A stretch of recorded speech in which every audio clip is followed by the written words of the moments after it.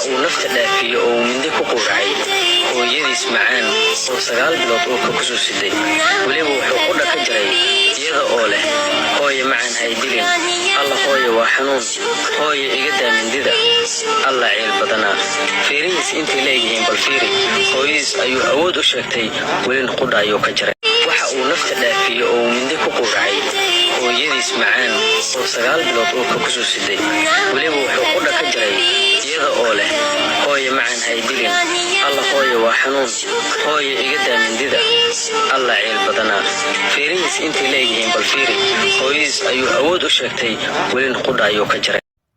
Salaamullaahi calaykum. Maanta iyo muuqaal cusub. Muuqaalkana soo daawateen waa wada arkayseen waa ninkii arxalaawihii gacan ku dhiiglihii dilay hooyadii kuna dilay Kismaayo, magaalada Kismaayo. Maalmihii la soo dhaafay si weyn ayuu qabsaday baraha bulshada. Ninkan aad arkaysaan waa 37 jir laga soo tarxilay dalkaasi Yurub.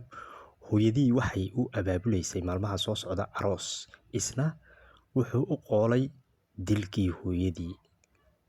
Allah hooyo macaan. Hooyo miyaa dil loo quuraa?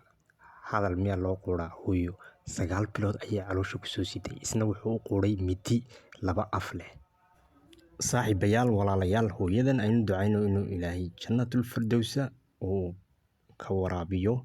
Arxalaawahanna sida ugu dhaqsiyaha badan ama ugu degdega badan in sharciga islaamka lagu qaado lana fuliyo tanoo kalena aanay dib u soo noqon si aanay mar dambe u dhicin.